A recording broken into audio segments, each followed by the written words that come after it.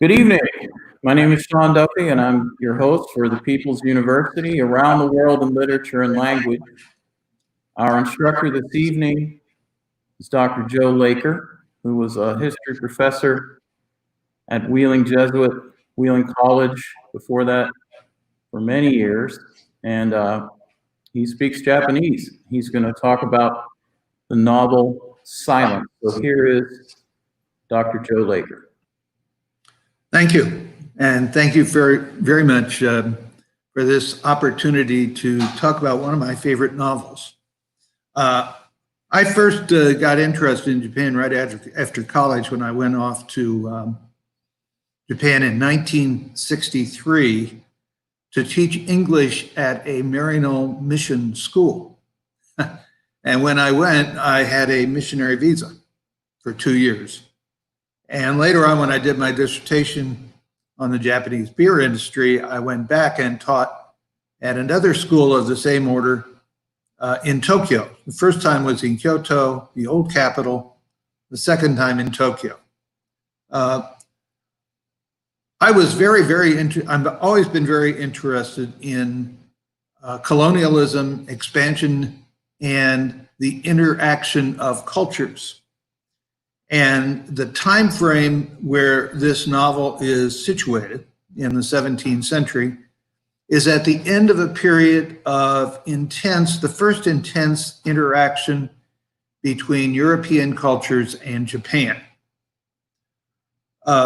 Essentially, if I could see the first slide. The second. Map. Japan is on the eastern edge of Asia, and the trip that most of these missionaries took went from Portugal, which is at the very western edge of Europe, around the southern coast of Africa, the Cape of Good Hope, to India, to Goa, which was the principal center of the Portuguese Empire in the 16th century. From there, it wended its way through Southeast Asia to China, to Macau on the South China coast. And finally, the trip would take them up to Nagasaki, which was the southernmost big port that was open to foreigners in Japan. The trip itself, sometimes in sailing vessels, was incredibly dangerous and sometimes took as long as 2 years to make that trip because people would be stopped by the adverse winds, no wind, lack of water, lack of food, so that many of the vessels that left Portugal never made it to Japan, and those that went to Japan and made it, sometimes they didn't make it back. So it was a very dangerous enterprise. But of course, as time passed on and the Portuguese became more and more adept at knowing the seas and how to traverse these seas, they could send more and more people. And eventually, several hundred Jesuit missionaries were able to go to Japan during this period of the 16th, 17th centuries. The Portuguese first arrived in Japan in 1543. They landed on a very small island called Tanegashima, and they introduced to the Japanese the musket, the gun. And the Japanese were quite quick in picking up this new technology and soon were producing their own versions of the musket. There were other examples of Portuguese technology they picked up, and the missionaries arrived 6 years later in 1549. The first missionary was Francis Xavier, and he had remarkable success in Nagasaki, and he actually moved all the way up to Kyoto, the capital of the emperor and of the shogun at that time, and was able to bring about a fair number of conversions of people, not only the peasants, but also people of the upper class, to Christianity. At first, when Christianity was introduced, it was frequently confused by the Japanese as a form of Buddhism. And there had been numerous discussions between the Jesuits and the different Buddhist monks in Japan. And it took some time before the Japanese realized that, oh no, this is a different religion altogether. Part of the reason for the confusion is that the Portuguese Empire's center was, chief political center was Goa on the coast of India, which was the homeland originally of Buddhism. Ultimately, other European powers also came to Japan, and this came about only after 1600. The first were the Spanish, who managed to seize control of the Philippines, not that far from Japan, maybe 700 or 800 miles to the south. And from there, they began to participate somewhat in the trade with Japan. Spain was a fellow Catholic power, and as a consequence, it didn't appear that there would necessarily be a problem. But when the Spanish came, so did Franciscans and Dominicans and other religious orders. And up until about 1600, the conversion effort in Japan had been totally controlled by the Jesuits. And this introduction of other orders who had different approaches to proselytization of Christianity led to conflicts between the orders and sometimes conflicts within Japanese society. The next two powers, though, that came to trade with Japan were the Dutch and the English. And both of these were Protestant countries. It was the time of the Reformation in Europe, and they had little love for the Portuguese or the Spanish. And soon they were telling the Japanese all kinds of horrific tales about the Portuguese and Spanish behavior in other parts of the world, and especially in Europe. And the Japanese, who welcomed these new traders with the hope that the competition would benefit Japan, soon began to sort of listen. And so this period of opening, which lasted from about, in Japan, lasted from 1453, comes to an end really in 1639. Could you give me the next slide?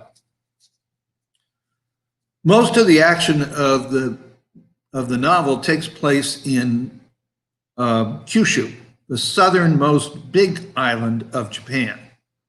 Japan itself is made up of over 6,800 islands. It's an archipelago, and there are four main islands: Honshu, Kyushu, Shikoku, and Hokkaido. But Hokkaido was very loosely controlled by Japan at that time, and really played only a minor role in this opening to the West. But the most important activity occurred in Kyushu along the western side, near Nagasaki, and the islands around there. Japan's a very mountainous country. Only about 17% of the land is suitable for agriculture, that is level enough. It has lots of rivers, but the rivers are short, very few are navigable. No place in Japan is more than 70 miles from the ocean. So that because it is such a mountainous country, it's broken up into many different areas. And as a consequence, Japanese are often isolated. They, especially in the 16th, 17th century, rarely knew what went on outside of their own village or some close neighboring village. That is the vast majority of the people. And Japan was politically divided up into numerous territories. Japan's also a place where nature is often harsh and brutal. So there are something like 108 live volcanoes left that occasionally erupt and cause destruction. There are numerous earthquakes, some of them huge. And this also produces tsunamis. And of course, we know how destructive they can be. And finally, typhoons frequently hit Japanese as well. So Japan is a place where life is tenuous a lot of the time, both because of nature and, of course, later on, we can say because of the political system. Japan's history goes way back, but in fact, it was not until the 8th century that there was really writing in Japan. Earlier, Japan had contact with Korea and China, and of course, they borrowed a lot from these countries, especially the Chinese. But even then, travel to Korea and to China was often a dangerous enterprise. And so usually when a mission was sent, they would choose one person who was to bear all of the sort of sins and bad deeds that others might commit along there and would be sacrificed if the trip went wrong.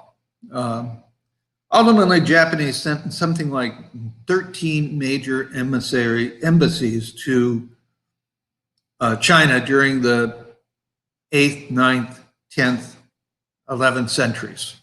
And they borrowed a lot. And let me just talk about a few of the things they borrowed. And the most important, perhaps, is writing. So they had no writing system before they had this contact with the Japanese. But when they eventually had this contact and learned about writing, they first used Chinese characters, which they call kanji. Kanji are complex characters. There's something like 50,000 of them or more. And no person can learn all of these characters and their interactions. And today, if you want to, most high school students at the end of their high school period can read about 2,000 and their combinations. And almost all publications in Japan are limited to these 2,000 characters by law. But eventually in the 9th century, the beginning of the 9th century, a Buddhist monk who had gone to China and had founded one of the most important Buddhist sects in Japan, created a system of writing called katakana, in which he could write anything in Japanese with 70 characters. And in time, these characters were block-like characters, almost like our printing. Somewhat later, somebody else, and nobody's quite sure, invented a similar system of the same 70 characters, but done in a cursive style known as hiragana. All of these characters can be put down in Roman letters called romaji. So kanji is Chinese letters, romaji is Roman letters. And when the Jesuits eventually created their establishments in Japan in the 16th century, among the things they established was a printing press so that they could actually produce books and pamphlets to try to spread their word. But in addition to the writing, which led to, of course, to being able to create government documents, laws, poetry, novels, diaries, war tales, the Japanese were able to produce a very sophisticated kind of literature. One of the most sophisticated people who wrote at that time was a court lady by the name of Murasaki Shikibu, who wrote perhaps the first great novel in the world in the beginning of the 11th century called The Tale of Genji. It's about 1,000 pages long. It's a romance novel, but sometimes chapters, you'll read a chapter and you'll say, my gosh, this is remarkably contemporary. And I remember one of them in which Prince Genji and his friends are sitting around drinking sake and rating women that they have met and loved on a basis of 1 to 10. And I thought, man, this is something that Americans have occasionally done. In addition, they created a planned city. They had beautiful palaces, temples, shrines, all kinds of art and artifacts. And they had higher systems of thought, especially with Buddhist philosophy and Confucian thinking, Confucian classics. So the Japanese had created a very sophisticated civilization, but that civilization began to come in with problems in the 12th century. And eventually the central government broke down and Japan fell into a period of feudalism. And this feudalism lasted from 1185 to 1868. And eventually there was numerous different feudal territories that were controlled by what are known as great lords, daimyo. And under daimyo, the people who effectively made it possible were the warriors that the daimyo controlled, known as samurai. At the top of the heap of the daimyo was the shogun, who really ruled Japan from 1185 to 1868, even though Japan had an emperor and an emperor's court in Kyoto, but the emperor was largely a figurehead. Well, the period that where this novel is set is sort of at the end of a period of bitter civil war when a shogun was losing control over the country and over the various daimyo, and they were beginning to compete with one another. So the Western missionaries come in at a time when Japan is very torn apart by political strife, but is open to trade, which might bring wealth to various daimyo, to new ideas, to new technology. And, but this period is gradually coming to an end. And there are 3 great leaders who appear in succession that have a lot to do with the missionaries. Give me the next slide. Oh, I was going to talk about the language, but we're going to come back to that in a bit. This man is Oda Nobunaga. He essentially controlled Japan from 1868 to 1882, when he was murdered by one of his top captains or assistants because he had betrayed him and his captain's family and so forth. But Oda was very interested in Christianity and in Western missionaries. And he frequently would wear Western artifacts on his clothing. He encouraged the priests to build churches. He himself was very anti-Buddhist, and many of his wars that he carried out were against the various Buddhist sects that tried to interfere in politics. He was a very cruel man, but he carried out some very wise policies. One was, besides encouraging trade and new technology from Westerners, he tried to eliminate borders, customs borders between different feudal states to improve the roads.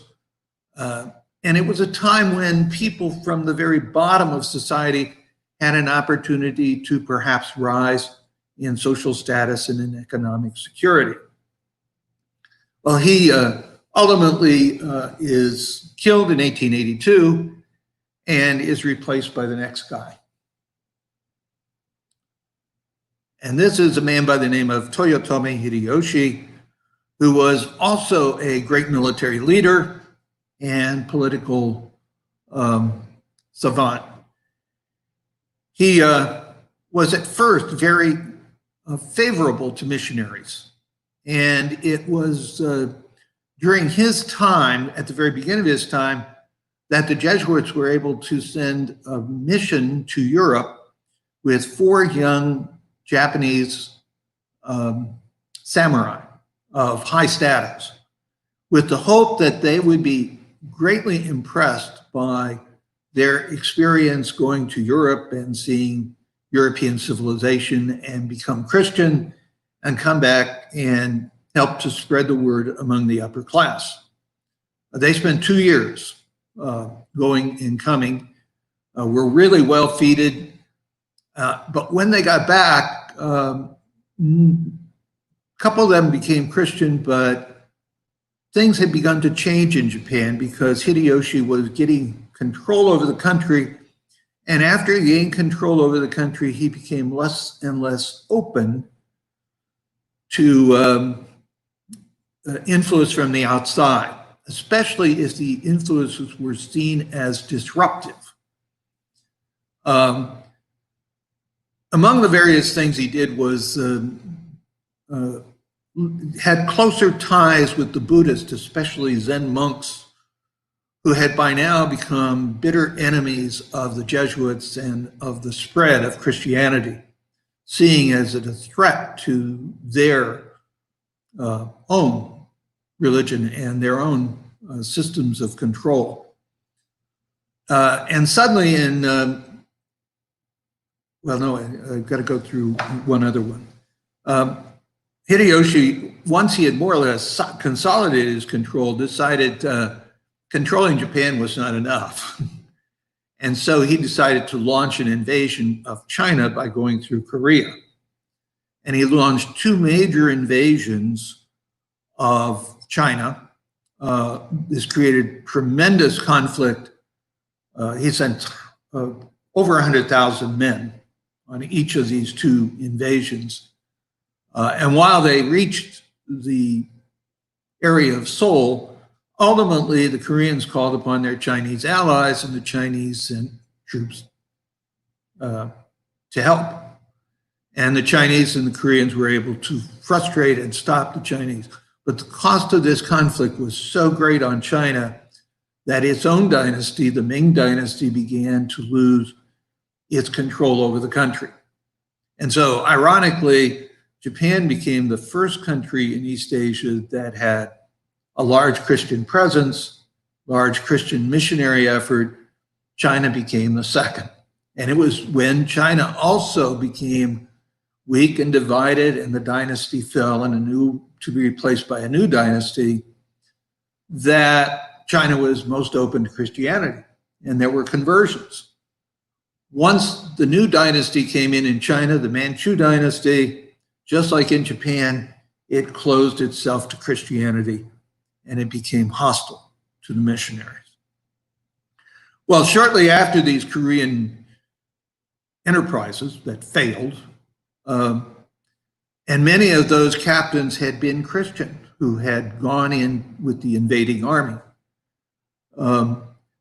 Hideyoshi turned against Christianity, and in 1597, he had 26 Christians arrested in Kyoto, and they had to walk, this was in the middle of winter, they had to walk all the way down to the Nagasaki area, where they were ultimately crucified, all 26 of them. They were not all Jesuits. 5 of them were Jesuit priests. The rest were Japanese, either Jesuits or novices, and sometimes laymen who refused to give up Christianity. And Hideyoshi basically said, I want all foreigners, foreign priests, to leave Japan. Many did not leave. And it appears that within a fairly short time, Hideyoshi forgot about it, and he didn't press further. However, he soon died and was replaced by the next guy, Tokugawa Ieyasu.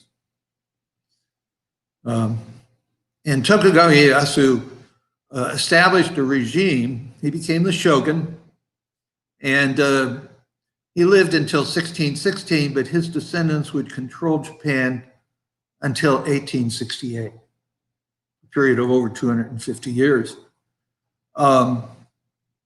He was a much stronger Buddhist than even Hideyoshi and was much less interested in trade with the West, especially if that trade could be upsetting.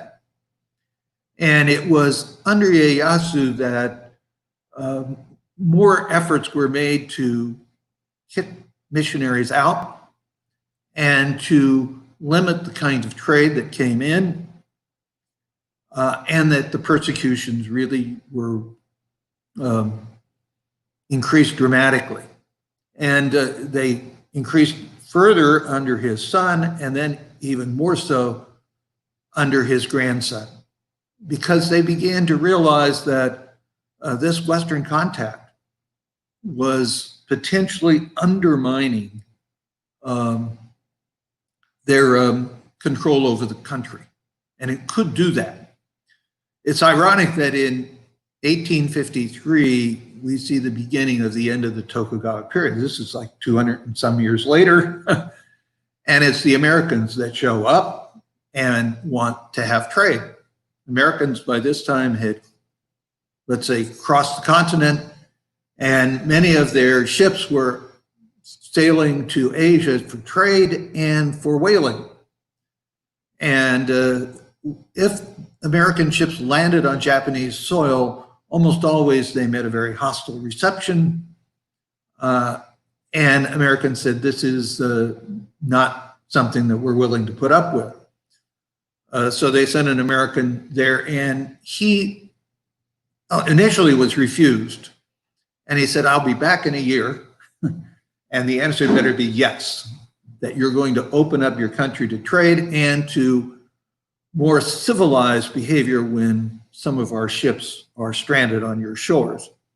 The next year he showed up, I think, with 9 warships, far larger and more intimidating than anything the Japanese had ever seen. 9 warships made up about a third of the American Navy at the time. And the Japanese soon realized, we must make some concessions. And so they opened up the country. They signed a trade agreements with the United States and soon other countries. The English, the French, the Italians, the Germans, the Russians all had trade treaties. But within 15 years of Perry showing up, the shogun system had collapsed. There's a revolution. A new kind of government comes in, and Japan is at a new stage in history. So the Japanese fears of what might happen if this Western contact continued was probably valid.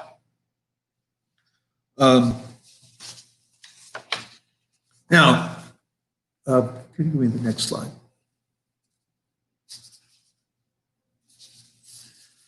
The author of this work is Endo Shusaku. Endo is the family name. Shusaku is his given name. The Japanese usually put the family name first, then the given name. He was born in 1923, died in 1996. When he was still a young man, well, let's say about 10, his father moved from Tokyo, where he had been born, to Manchukuo, which was a Japanese puppet state. This is in the period right before World War II, when the Japanese are expanding again against China on the mainland. And he was there only a fairly short time when his parents got a divorce. His mother took that is Shusaku, and his brother back to Japan. And they moved to the city of Kobe, which is a major port city about 300 miles southwest of Tokyo. And his aunt, they lived with his aunt for a while, and his aunt was a strong Catholic. His mother became a Catholic and soon convinced Shusaku and his brother to also become baptized and become Catholic. So from fairly early on, one might say from about the age of 11 or 12, Endo Shusaku is sent to Catholic schools and is surrounded in a Catholic environment, and he becomes a Catholic. And it's one of the kind of troubling things for him, because he wrestles with his faith again and again in his various novels. But I wouldn't say nearly all of the novels that he has written focus on that, but he's very interested in intercultural exchange. When he was a university student, he went off to Keio University. Keio University is a private university in Tokyo, one of the most prestigious, and he majored in French literature. But the war soon started, and he had to drop out of school for a while and work in a musician's factory for a while. Probably the reason he didn't have to serve in the army was that he was chronically plagued with ill health, tuberculosis, pleurisy, and other kinds of problems. And these problems remained with him for the rest of his life. Well, at the end of the war, he went back to Keio. He got a major in French literature. And then in 1950, he went off, one of the first Japanese students after the war to go off for foreign studies to France. And he spent 4 years there. And he came back in 1954 and then became basically a writer. He occasionally taught school. One place he taught was Sophia University, which is a Jesuit university in Tokyo. And the other is Seijo University, also a Catholic university. But his main job was to be a writer. His very first story that he produced was White Man, published in 1955. And he won an important Japanese essay prize for this work. The second one was Yellow Man, also produced in 1955. And both of these, he's trying to talk about his experiences in France and the difficulties of intercultural contacts and friendships. He wrote a number of, he's written many, many novels. He's written plays, lots of essays. Many of them revolve around religion, but not nearly all of them. Sometimes they're comic novels. But many of them deal with serious moral questions. One of them that was very early was called The Sea and Poison, in which he dealt with a hospital in Tokyo that was doing vivisections on American servicemen that had been captured during World War II. And the kind of moral dilemmas that this created for the doctors that were involved in this kind of practice. And the result of the vivisections was eventually that living patients would eventually die of the operations, and they would decide how long it took people to die when certain medical practices were used. It was a kind of shocking novel to the Japanese who were offended that he brought up such difficult subjects. His novel Chinmoku, which is silence, Japanese name is Chinmoku, came about in 1966. And it was not necessarily welcomed by the Japanese Catholics. They found that some of the things he said made them very uncomfortable, and that he somehow did not appreciate the sacrifices that Japanese had made back in the 16th, 17th centuries. And that's because he has a very distinctive view, I think, of Christianity and of Christ and Christ's role in these novels. He wrote a number of other novels that deal with the similar themes, and I want to just mention them, and then we'll go back to Chinmoku. One is called The Samurai, published in 1980. In some ways, I like The Samurai better. I used both of them in class. Samurai is a little bit more tightly structured, but he has basically the same view of Christianity and of its role to play in culture and in world history. And the samurai basically revolves around an embassy that one of the daimyo in Japan in 1612 decides to send to Europe to open up trade, especially with Spain. And he follows this trip across Mexico, and from Mexico to Spain, and then to parts of Italy, and then the trip back. And over the course of the time, the leading diplomat becomes a Christian, as do some of his followers. But when he gets back, by then the mood in Japan has changed, and they have no interest at all in Christianity, and they want to suppress it. So he is essentially accused of crimes, and ultimately he himself dies peacefully, although in the novel he doesn't, he's executed. But his followers, who remain Christian, and some of his family who became Christian later, are ultimately arrested and executed by the government, even though they posed really almost no threat to the Japanese system. He also became a popular guy on TV, on talk shows. He had a really good sense of humor. I had one opportunity to meet him, and that was at a conference at John Carroll when they gave him an honorary degree. And they had some people talking about his work, which was very interesting. Now, he's written a lot, and I'll refer back to some of the writings a little bit later. But I'd like to now turn to the novel. And the novel really focuses on a trip to Japan as a missionary by a young Portuguese by the name of Sebastian Rodrigues.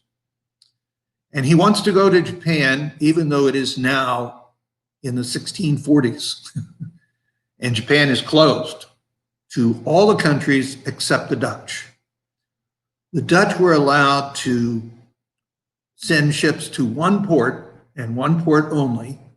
This was the port of Nagasaki, and they were kept on an artificial island in Nagasaki Bay known as Dejima.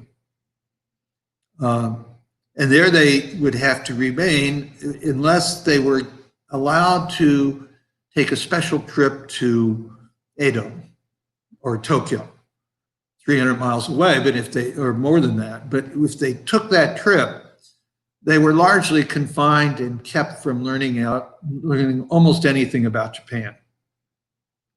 The Dutch were quite willing to put up with these restrictions because trade was so profitable to them. And for a long time, they usually sent 3 or 4 ships a year to engage in this trade. Later on, it was reduced to 1. And it was an important window for the Japanese to learn about what was going on in the rest of the world.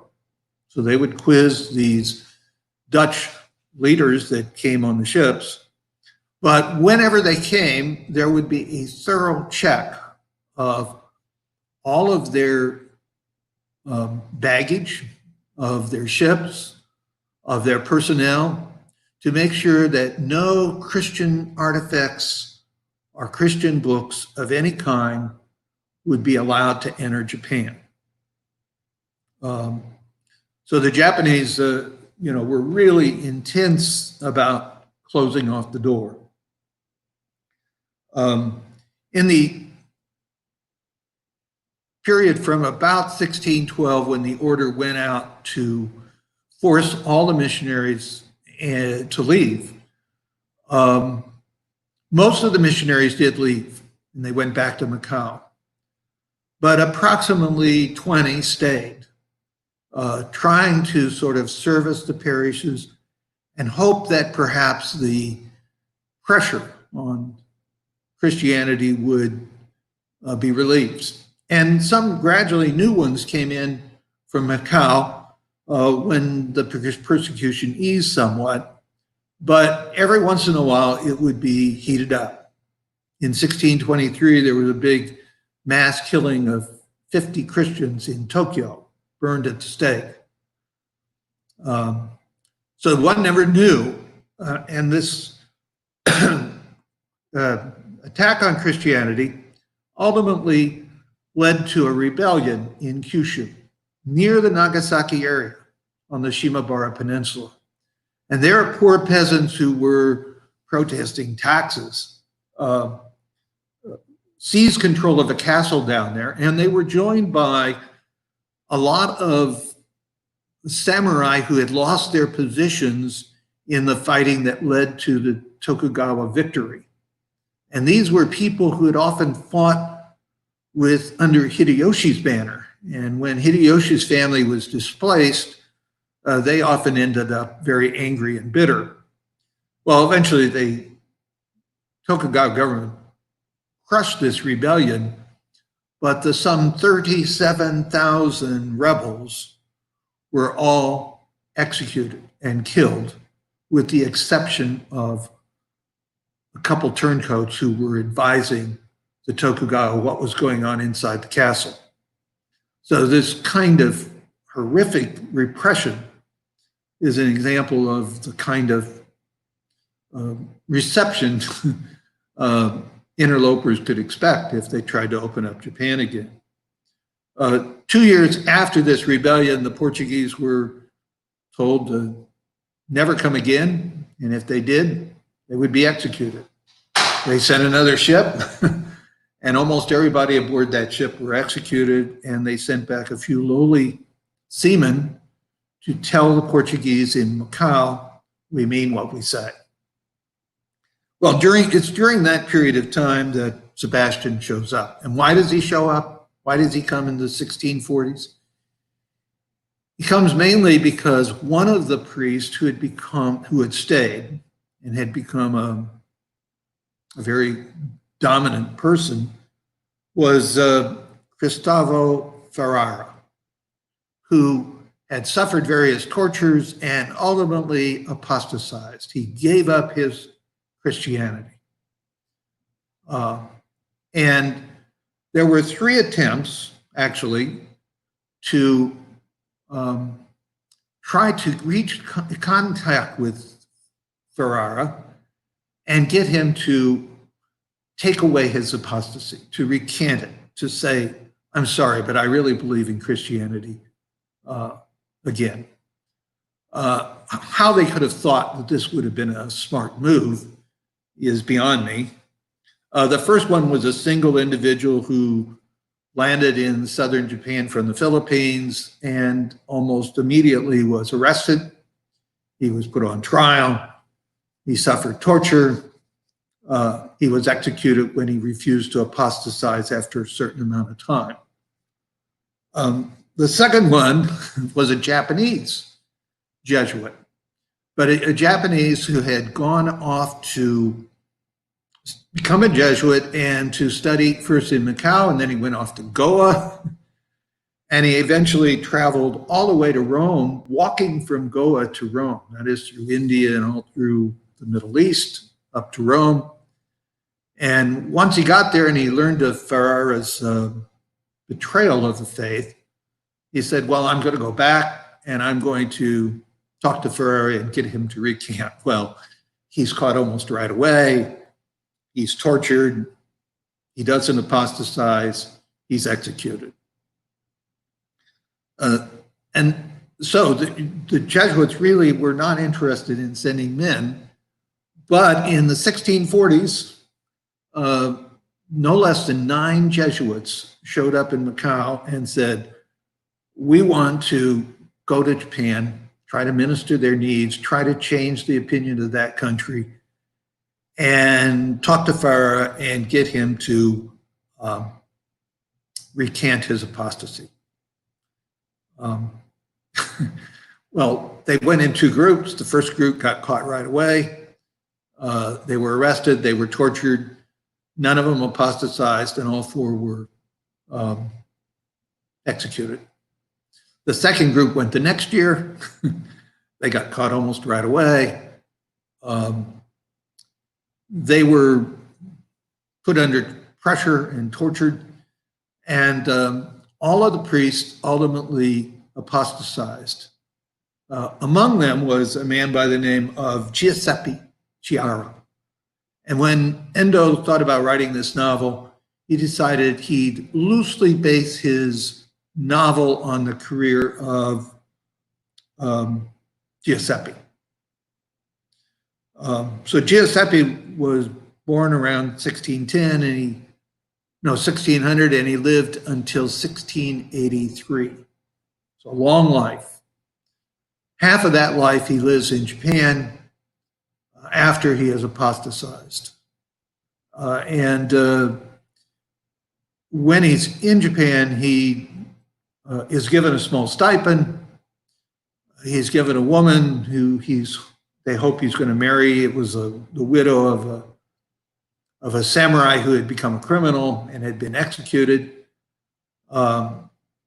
He's kept in a small house in Nagasaki, known as the Christian residence.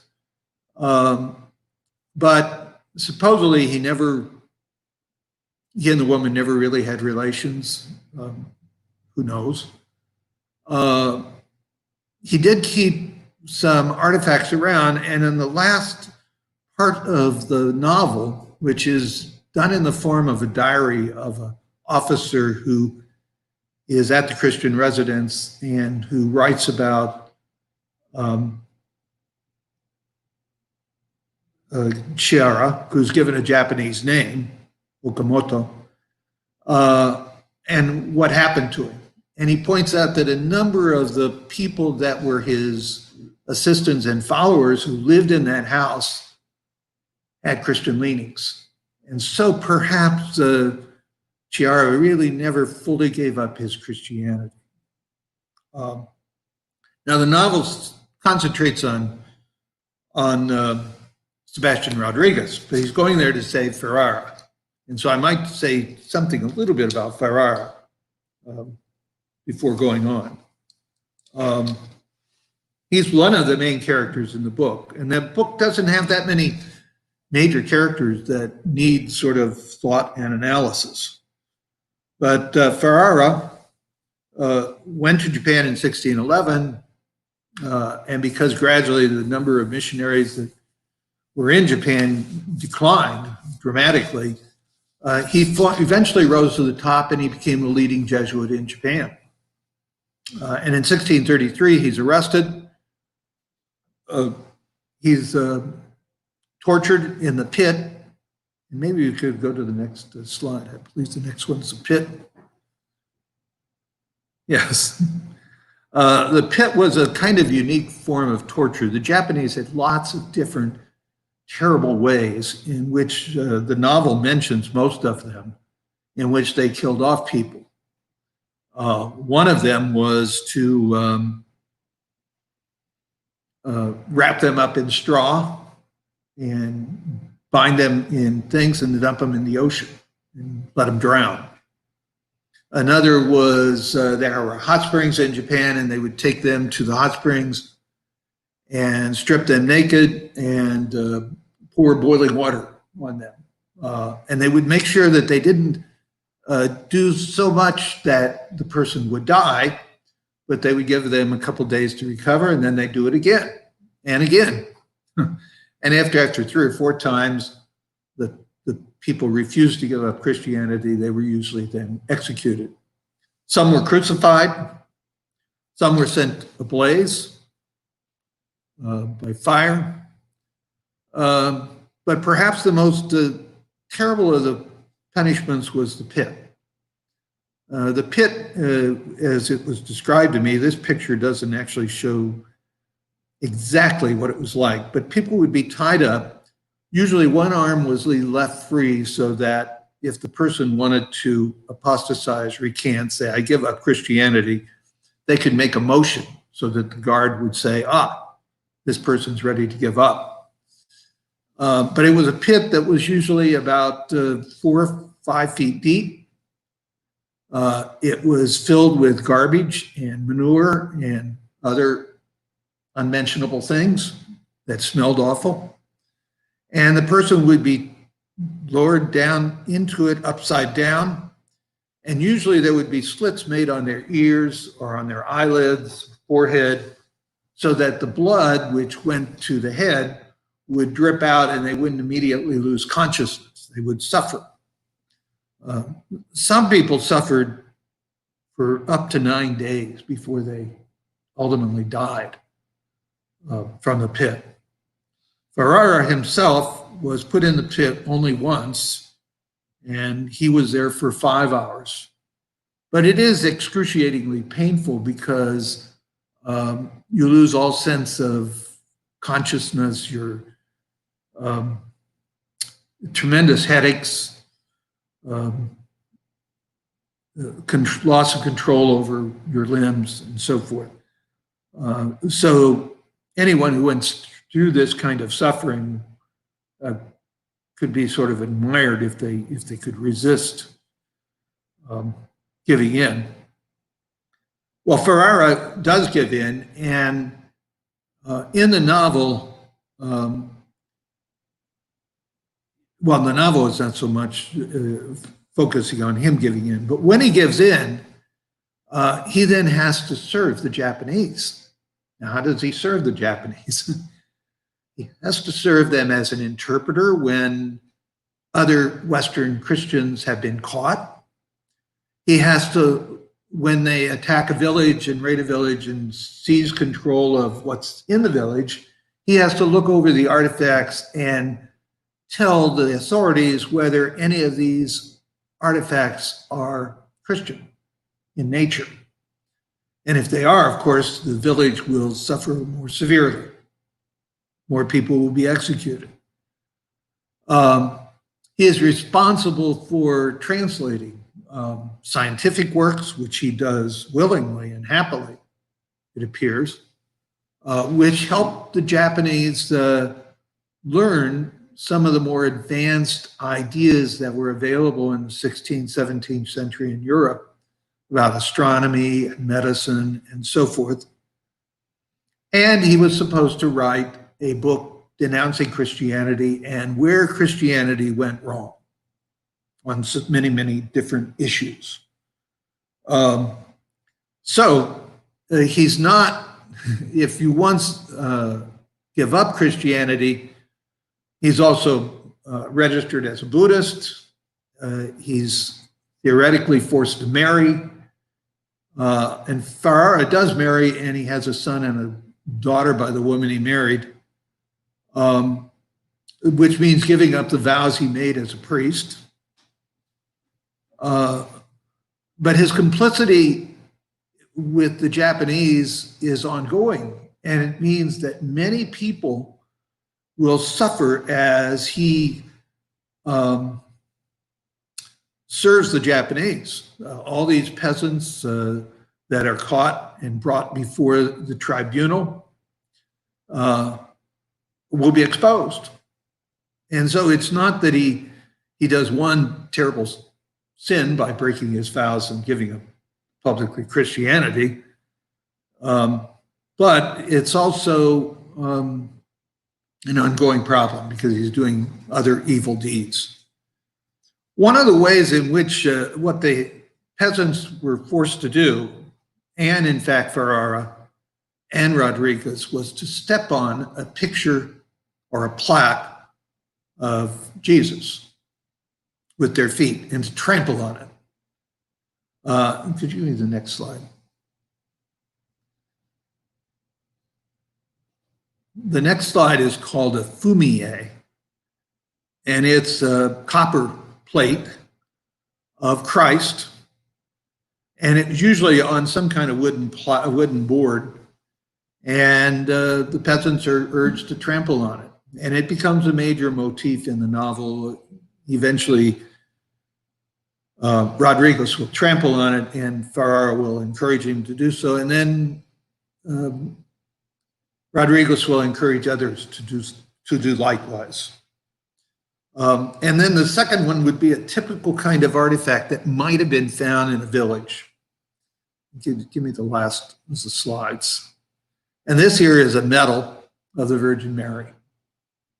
And they had lots of these things. And sometimes they tried to cloak what the medal was really like. So among the most common was the Buddhist goddess Kannon, the goddess of mercy. And frequently that Buddha is depicted as a woman, and they would make sure that this was really the Blessed Virgin when they worshiped, and not Kannon. And the aim was to fool the Japanese authorities. Well, an object like this would be brought before Ferrara and then later on Rodriguez, and they're told, well, is this a Christian artifact? What do you say? And they were expected to tell the truth. And of course, there were ways in which they could check on whether they were getting the truth out of both of these former Jesuits. Ferrara himself dies in 1552. But Chiara lives on and lives until 1683. What I'd like to do now is to think a little bit about the characters in the novel and the structure of the novel. It's a somewhat strange structure. There is an introduction to the novel written by a Jesuit who teaches at Sophia University, the Jesuit university in Tokyo, William Johnston. And it's a very nice introduction. It gives you a good sense of the time frame and the political environment in which the novel takes place. But then there's the prologue, and it goes through leaving Lisbon and eventually going to Japan, following Rodriguez.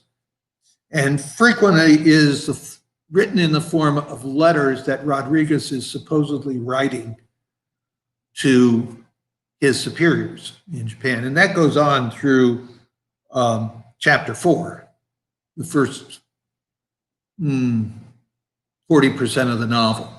After that, of course, Sebastian Rodriguez is captured by the Japanese, and he's not writing any more letters that will get to the West. But then at the very end, there are two sort of documents, one the appendix, the diary of the official, and the other one is a Dutch merchant writing his diary and his contact with the Jesuits. And occasionally the Dutch were actually allowed to meet with the Jesuits. Jesuits often served as interpreters for the Dutch merchants. So they had a limited amount of contact and knowledge about what had happened to these merchant missionaries. Now, if we look to the novel itself, it goes through something like 10 chapters. It's not a real long novel. It's about 180 pages. And the middle parts read fairly quickly, although I must admit this time when I read it again, I got a little tired of him traipsing around the countryside and agonizing over his religious beliefs. But it's over the course of these experiences out in the countryside that Sebastian Rodriguez gradually loses the strong faith that he had when he first went to Japan. And it's going to lead to his apostasy. And among the various people that you meet is, first of all, Rodriguez and his chief friend who goes with him, Pedro Garpe. Garpe is killed in chapter 7 of the novel, trying to save people that had been dumped out of the boat, wrapped in straw, and he drowns. He has an easy life compared to what happens to Rodriguez. He doesn't commit suicide. He's trying to save and help other people. but in the process he dies, and probably Rodriguez would say, oh, why couldn't that have been me? So there are a few Japanese that play an important role. Some are Japanese villagers who withstand these terrible tortures and are killed, like Motokichi and Ichizo, who are captured in a raid on the village, and the Japanese authorities want to make an example of what's going to happen if you guys don't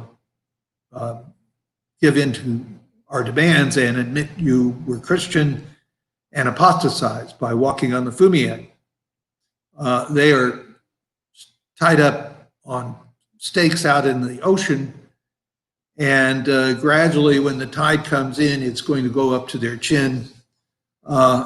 And after so many days of this, they've lost all strength and they die. I think Motokichi lasts as long as maybe 3 days. And there's some other Japanese that appear that are captured and are prisoners who are being tortured. And this will play a role in Ferrara's ultimate apostasy. But among the 4 major characters is Sebastian Rodriguez,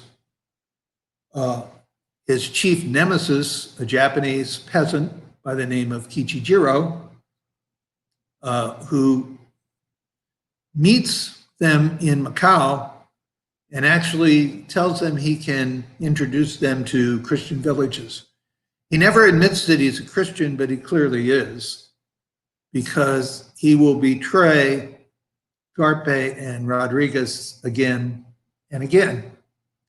And he will be rewarded by the authorities, because if you betray a priest, like Sebastian, you will get 300 pieces of silver. If you betray a brother, you get 200. And if you betray a layman, you get 100. So his betrayal of these people will give him a financial reward, which he usually ends up spending drinking and whoring and so forth. But eventually he will come back again and again into Sebastian's life, begging for absolution, for forgiveness. I want to go to confession. I want to be forgiven these terrible crimes. And Sebastian will have this dilemma. How can I do this to a guy who keeps betraying me and Christianity in this way? But he does, because that's his priestly duty. Ultimately, Kichijiro is, in the novel, I think, a Judas-like figure who's a betrayer of Christ. But then Christ will ultimately, if asked for forgiveness, forgive.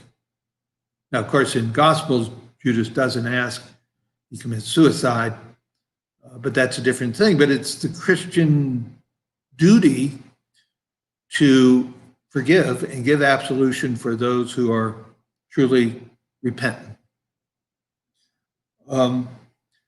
Kichijiro also prefigures what's going to happen to Sebastian, because Kichijiro apostatized numerous times and walked on the Fumier to avoid being heard. But Sebastian himself is going to break free of Christianity. Ultimately, he's going to give up. He's broken by the pit and by the tortures. But the key torture that finally convinces Rodriguez to give up is when the Japanese tell him he makes the Japanese peasants suffer. That if he would only apostatize, these peasants would be set free and could go back home to their homes. So eventually he feels that I've got to essentially give up my own faith, my own immortal soul will be endangered, but I'm doing this out of love. And so this is sort of the breakthrough that Ferrara uses to convince Rodriguez eventually to apostatize, step on the Fumier, and give in to the Japanese. The fate of the Japanese peasants who would supposedly be freed is unlikely to have been a good one. In any case, if they refused to themselves apostatize, they would have been executed. So it's not really such a great thing. I'd like to now leave you with some sort of thought. I have some big questions. One of the questions that is the title of the book and the movie. Book is that, I mean, the movie is, there were two movies made of this book. First one was a Japanese movie made in the 1970s. And the second one, the most recent one, was 2016, Martin Scorsese. Both of them called Silence. The first one was long off the market. And I remember one time I had a pirated version of this movie, which I used in class. And I went to a conference and I talked about the movie. And I got several email requests from other scholars saying, where can I get a hold of a copy of this movie? And I could not admit that I had a pirated version because I could have gotten into trouble. But now Scorsese's version is also available. But the title of the book is Silence. And it refers to God's silence in the face of evil. And of course, we have constant reminders of that in our own times. The Holocaust is one. Terrible evils that the Nazis did. The terrible crimes that communist authorities did in Russia and other communist states, including China, where millions die on purpose. Even discrimination against blacks, against immigrants, against people from the wrong class, the wrong ethnic group. So our terrible evils are committed, and these people are often very strong Christians, and we think, why does not God step in and save them? And this is one of the things that Rodriguez is disturbed about and bothered about. I'm of course disturbed about it too, but I don't have an answer. And so one of the questions I had was, could somebody help me out and provide an answer for why God is silent in the face of these evils? And I'll just wait a few seconds. I don't know if I get one. I'll put it up on the screen. Okay. I don't think anyone knows that. I probably not. Another one is he deals with the differences between Buddhism and Christianity to some extent in the arguments that Rodriguez has with the interpreter, and then later on with Inoue, who is the chief magistrate who cracks down on Christians. And one of them is that the Christian God is a creator God who transcends nature. Whereas in Buddhism is not quite a question. Yeah, sorry. I start off with the hardest one. So God is transcendent. He's not nature itself. And Buddhism in many ways is an atheistic kind of religion in which one hopes for one's ultimately extinguish one's own sense of being and merges with the rest of the universe. So that's the purpose of Buddhism, and to gain peace. But even within Buddhism, there are sects that don't like this nihilistic strain in Buddhist thought.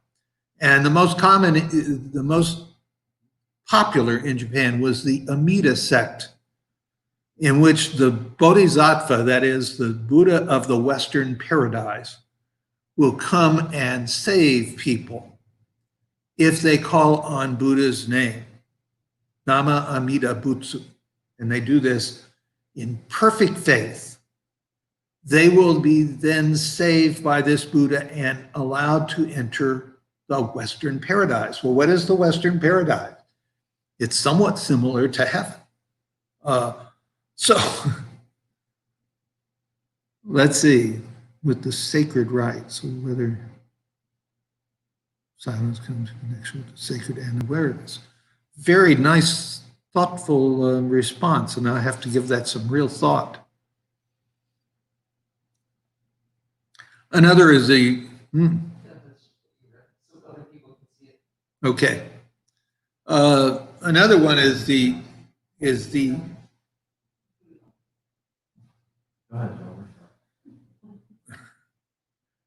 well, I know this is not one we can really answer, but he talks about how most of us who are Christian are never tested the way the Japanese peasants were tested back in the 16th, 17th century with these horrendous tortures. And would we be able to withstand that kind of pressure? Well, at one time, Japan had maybe as many as 500,000 Christians back then, out of a population of about 16 million. Today, Protestants and Catholics make up slightly less than 1 million out of 126 million Japanese. Christians are still influential in Japan, but the percentage is much smaller. So we're talking about 1 out of every 32 Japanese was a Christian back then, and the Christians had built all kinds of churches, seminaries, and schools. They even had hospitals, and they had orphan homes. They had their own printing press. They had, for a while, preferred status with people like Oda Nobunaga, and for a while with Hideyoshi. So that the church looked like it was really going to make it and thrive. But of course it doesn't. So why was maybe Christianity so successful back then? It was successful among all classes, but especially among the lower classes. And that's a good question, I think. How could they have had such great success?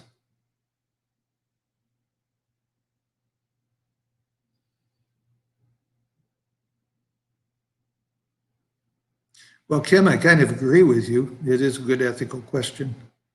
We need to test our faith. And maybe that helps to explain, in a sense, God's silence in the face of evil, that we are being tested.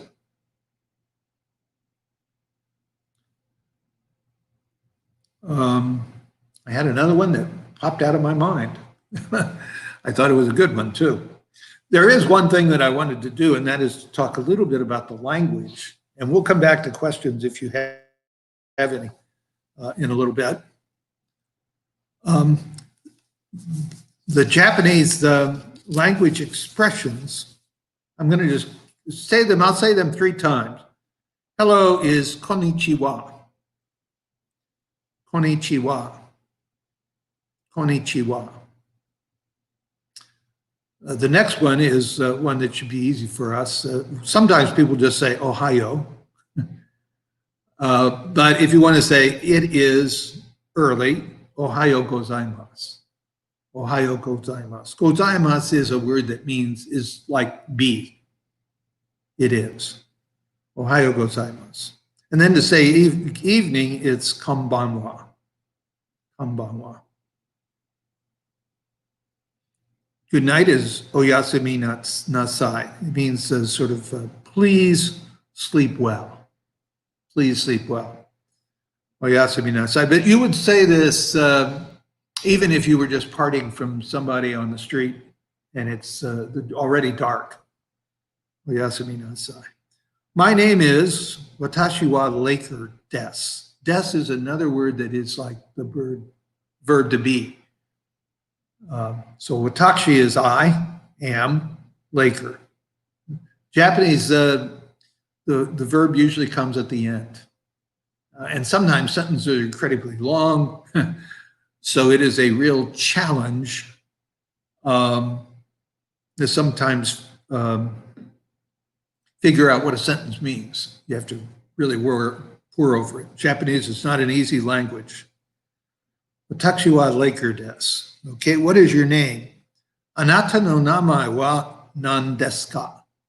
Whenever you ask a question in Japanese, usually the last word is ka, K-A, and a question mark. So, anata, your name, anata no namae wa nan desu ka. Nan is what? What is your name? So it's like, your name, what is? Okay, the next one. How are you? I kaga desu ka? Right? I kaga desu ka? How are you? And of course, one that's very important. I didn't say bathroom because if you put bathroom, they might be thinking of the ofuro, the bath. So much more important if you're at a restaurant or something is say, where's the toilet? Benjo wa doko desu ka? Benjo is toilet, doko is where, des is. Benjo wa doko desu ka? And to say goodbye, or to say thank you, it's arigato. Arigato. Arigato gozaimasu. It is with great thanks. Arigato gozaimasu.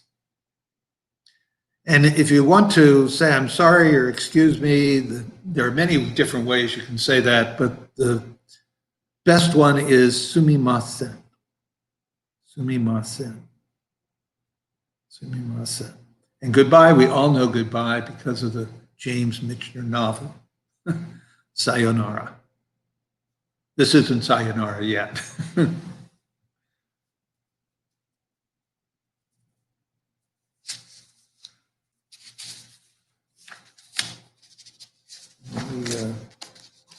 Oh, yes, I wanted to tag on because when, one other thing, and if I show this here, will it show up if I put it on the camera?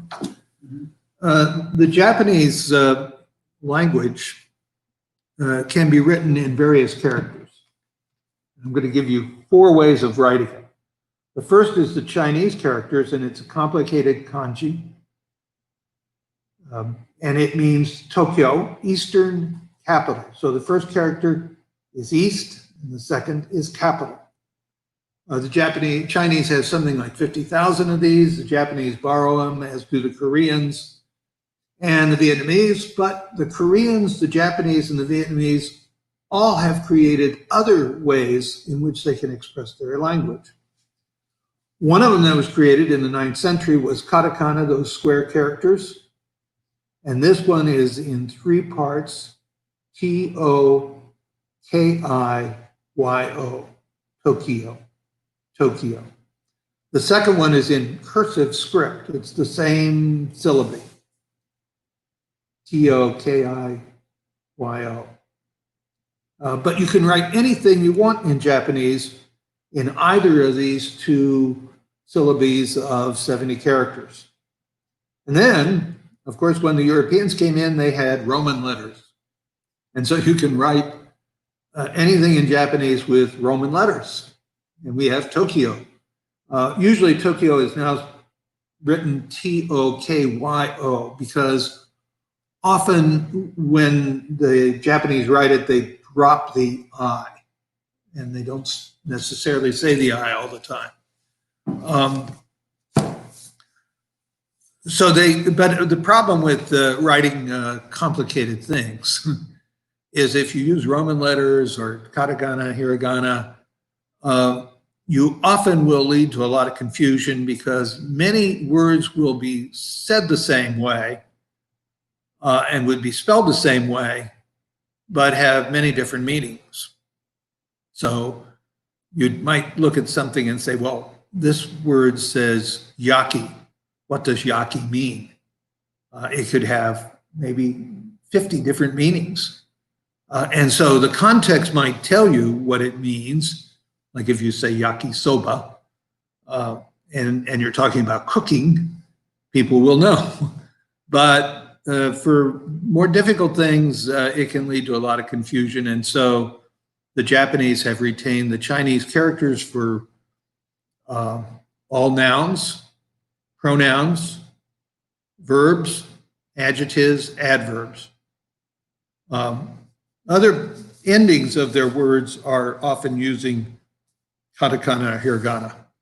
Katakana is mainly used for foreign words, and this can lead to some amusing things. So the last thing on the bottom is my name. And if the Japanese, when I wrote my name out, and I was advised by Japanese to do it this way, it really is spelled L-E-I-K-A, not L-A-K-E-R.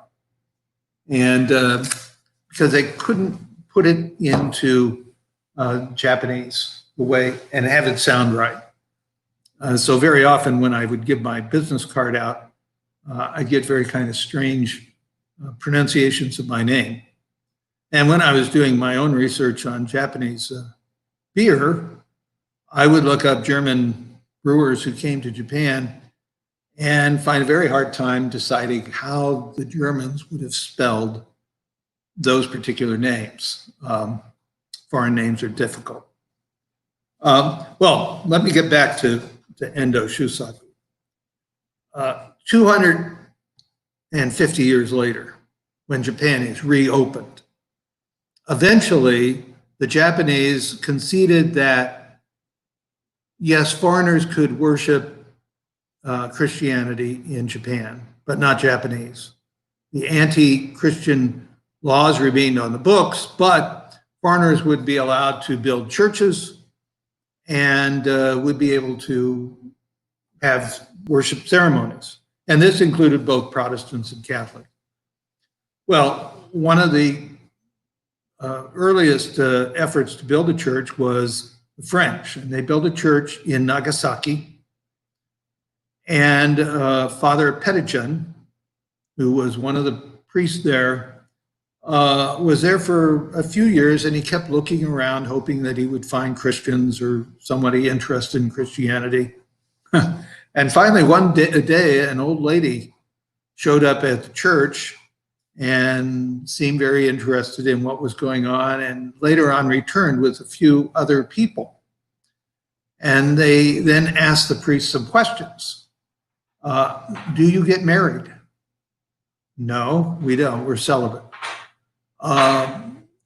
Do you worship the Virgin? Meaning Virgin Mary. And they had a few other questions, and Petitjean realized, my God, these people know something about Christianity. And so he had further contacts, and eventually Christians began to emerge in Nagasaki, and there were a number of villages, especially in the Nagasaki area. There were other parts of Japan too, but mainly Nagasaki. And these were hidden Christians who for 250 years had continued to practice Christianity of their own sort. And the book talks a little bit about how the villages tried to organize to pass on the Christian message and Christian worship services. But it's 250 years later. Well, the Japanese government immediately cracked down. These people were arrested. Some were executed. Some were tossed into harsh prisons.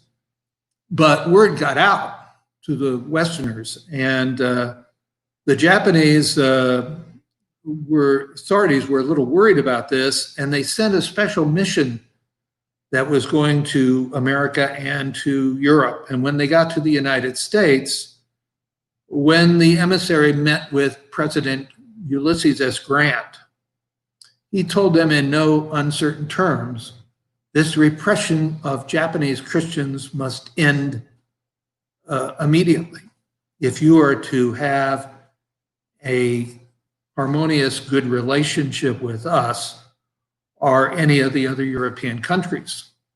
And this head of the mission, who was a very important court noble and one of the chief leaders of the new government, immediately sent news back that this kind of repression is not going to be welcome, and we must end it. And it was ended, but Christianity was still looked upon with disfavor by the authorities sometimes, especially during World War II. But the Christians have a tremendous influence in Japan because many of them are well educated, and they are important writers and artists, and so have an outside influence considering their relatively small numbers. Well, Endo has written a number of short stories and one novel about these hidden Christians, and there are about 50,000 of them. About 80% of them reestablished their connections with the Catholic Church, and about 20% have maintained their own sort of structures and haven't changed or haven't re-established communion with Rome.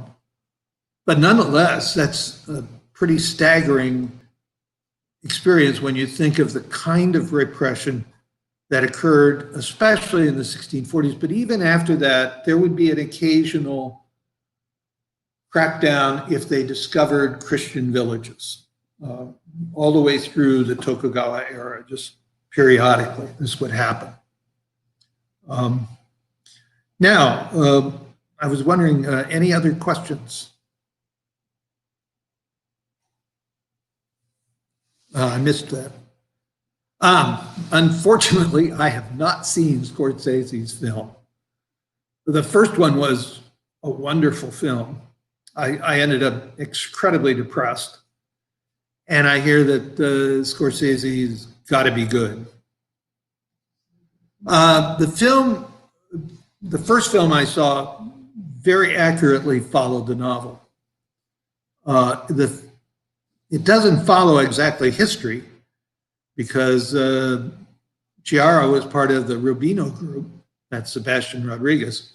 But I would say Endo is a very good, writes very good historical novels. He tries very hard to be truthful. How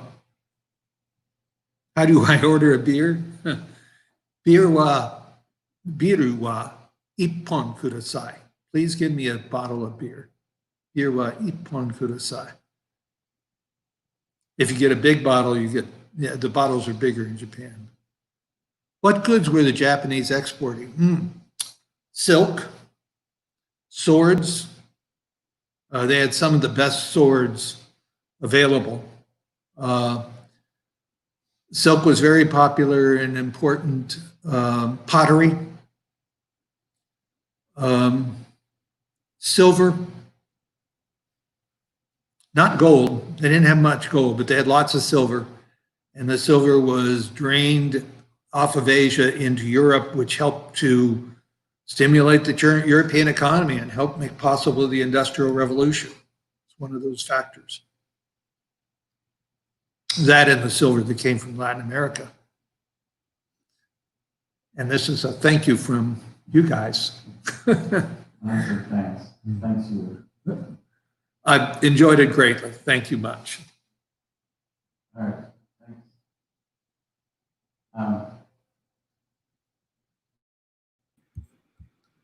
Many thanks, Dr. Laker. I just wanted to say tune in next week for Dr. John Cox, who also used to teach at Wheeling Jesuit, and he's going to take us to Serbia from North Dakota. So there you go. Around the world. See you next week. Thanks, Joe. Bye-bye. All right.